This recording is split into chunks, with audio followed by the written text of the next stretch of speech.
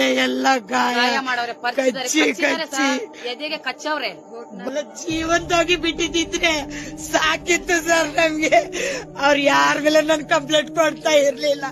ನನ್ ಮಗಳಿಗೆ ರೇಪ್ ಮಾಡಿ ಜೀವಂತಾಗಿ ಬಿಟ್ಟಿದ್ರು. ನನ್ ಸಾಯೋವರೆಗೂ ನನ್ ಮಗಳಿಗೆ ನೋಡ್ತಾ ಇದ್ದೆ. ಭದ್ರಾಪುರದಲ್ಲಿ ನಿನ್ನೆ ಹುಡುಗಿ ಸತ್ತೋಗಿತ್ತು, ಏನ್ ಕಾರಣ ಅಂತ ಗೊತ್ತಿಲ್ಲ ಅಂತ ಹೇಳಿದ್ವಿ. ಇವತ್ತು ಪೋಸ್ಟ್ ಮಾರ್ಟಮ್ ಅಲ್ಲಿ ಗೊತ್ತಾಗಿದೆ, ಹುಡುಗಿನ ಕಚ್ಚಡ ಸೂಳೆ ಮಕ್ಕಳು 4 ಜನಕ್ಕೂ ಮೇಲೆ ರೇಪ್ ಮಾಡಿ ಕೊಲೆ ಮಾಡಿದ್ದಾರೆ. ಎಷ್ಟು ಹಿಂಗಿಂಗ್ ಸಾಯಿಸಿದಾರಂತೆ ಹುಡುಗಿನ. ಸಿಗರೇಟ್ ಅಲ್ಲಿ ಚುಚ್ಚಿ ಮಚ್ಚಲೆಲ್ಲ ಹೊಡೆದಿದ್ದಾರೆ, ಬೆನ್ನು ಮುಳೆಲ್ಲ ಮುರಿದಾಕಿ ಕತ್ತು ತಿರುಗಿಸಿ ಕತ್ತು ಮೇಲೆ ಕಾಲಿಟ್ಟು ಕೊಲೆ ಮಾಡಿದ್ದಾರೆ. ಅಷ್ಟು ಕ್ರೂರವಾಗಿ ಕೊಲೆ ಮಾಡುವಂತದ್ದು ಏನ್ ಮಾಡಿತ್ತು ಹುಡುಗಿ? ಕೂಗಕ್ಕೂ ಬಾಯಿ ಇಲ್ಲ, ಕಿವಿ ಕೆಲ್ಸಲ್ಲ ಅಂತ ಹುಡುಗಿನ ಕರ್ಕೊಂಡು ಹೋಗಿ ಕತ್ತಲಲ್ಲಿ ಒಂದು ಕರೆಂಟ್ ಫೆಸಿಲಿಟಿ ಇಲ್ಲ ಊರಲ್ಲಿ ಕರೆಕ್ಟ್ ಆಗಿ.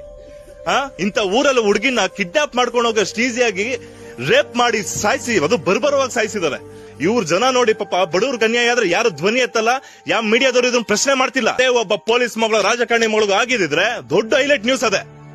ವಿತಿನ್ 1 ಡೇ ಅವ್ರಿಗೆ ಶಿಕ್ಷೆ ಆಗ್ತಿತ್ತು, ಕೊಲೆ ಮಾಡ್ತಿದ್ರಿ, ಇಲ್ಲ ಎನ್ಕೌಂಟರ್ ಮಾಡ್ತಿದ್ರಿ. ಮಾಡ್ರಿ ಇವಾಗ ಈ ಹುಡುಗಿನ ಈ ಹೆಣ್ಣು ಮಗು ಪಾಪ ಸತ್ತಿರೋದು ಯಾರು ಮಾಡಿದಾರೋ ಎನ್ಕೌಂಟರ್ ಮಾಡಿ ಸರ್ ದಯವಿಟ್ಟು. ಅದ್ರ ಆದ್ರೇನೆ ಭಯ ಬರೋದು, ಏನಾದ್ರು ಚೇಂಜಸ್ ಆಗೋದು.